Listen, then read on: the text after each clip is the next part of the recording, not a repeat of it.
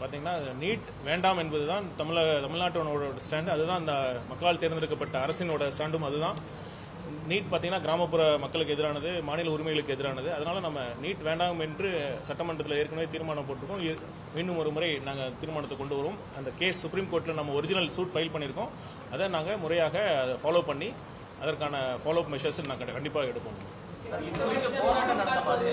போராட்டம் நடந்த மாதிரி எக்மோர்ல காவல்துறையினர் வந்து அடக்குமுறையை கையாளுறாங்கன்னு சொல்லி சிபிஎம்ல இருந்து ஒரு அறவழி போராட்டத்திற்கு கண்டிப்பாக இந்த அரசு எப்பயுமே எதிராக இருக்காது.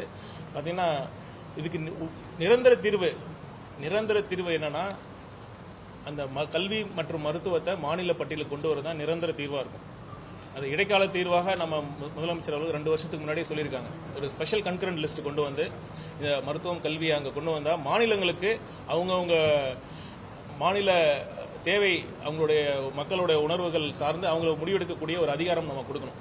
இப்போ எனக்கு என்ன புரியலன்னா, ஒன்றிய அரசு ஏன் பார்த்தீங்கன்னா அனைத்து மாநிலங்களுக்கும் தான் ஒரு காமனான ஒரு என்ட்ரன்ஸ் வைக்கணும். ஏன்னா மாநில அரசுகள் அவங்க செலவில் கஷ்டப்பட்டு இவ்வளோ நீண்ட நெடுங்காலமாக மருத்துவக் கல்லூரிலாம் எஸ்டாப்ளிஷ் பண்ணியிருக்காங்க, அவங்களோட வரி பணத்தில் எஸ்டாப்ளிஷ் பண்ணியிருக்காங்க. அந்த மருத்துவக் கல்லூரிக்கும் தான் வந்து ஒரு அட்மிஷன்ஸை முன்னெடுக்கணும், அவங்க தான் பண்ணணும், எக்ஸ்க்ளூசிவாக அவங்க மட்டும்தான் பண்ணணும்னு ஒன்றிய அரசு சொல்ல வேண்டிய தேவையில்லை.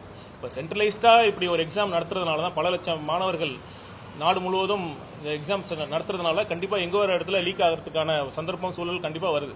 இந்த கொஸ்டின் பேப்பர் லீக்குங்கிறது ஃபர்ஸ்ட் டைம் இல்லை, ஏற்கனவே பல முறை இது நடந்திருக்கு.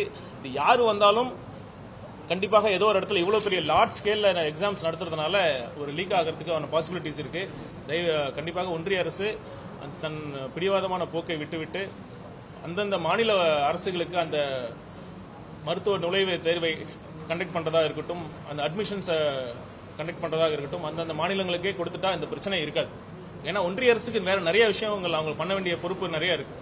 அவங்களுக்கு இந்த ராணுவம், எக்ஸ்டர்னல் அஃபேர்ஸ், டிஃபென்ஸ், கம்யூனிகேஷன்ஸ், அதெல்லாம் ஃபினான்ஸ், எக்கனாமிக் மேனேஜ் பண்றதெல்லாம் ஒன்றிய அரசோட நிறைய பொறுப்புகள் இருக்கு. இந்த கல்வி மருத்துவம் சார்ந்த விஷயங்கள்லாம் எப்படி நம்ம லா அண்ட் ஆர்டர் ஸ்டேட்டுக்கு கொடுக்குறோமோ அது மாதிரி நமக்கு ஸ்டேட்ஸ் கொடுத்துட்டா கண்டிப்பாக இந்த பிரச்சனை வராது. நம்ம ஒன்றிய அரசு கண்டிப்பாக கல்வி மருத்துவத்தில் இருக்கணும்னு நம்ம சொல்ல, அவங்க ஒரு ஸ்பெஷல் கன்கரண்ட் லிஸ்ட்ல அவங்க ஆப்ரேட் பண்ணலாம். மாநில அரசுக்கு முழு சுதந்திரம் வேணும், அதுதான் நம்மளோட கோரிக்கையா. அதுக்கான முயற்சிகள் நான் கண்டிப்பாக எடுக்கணும்.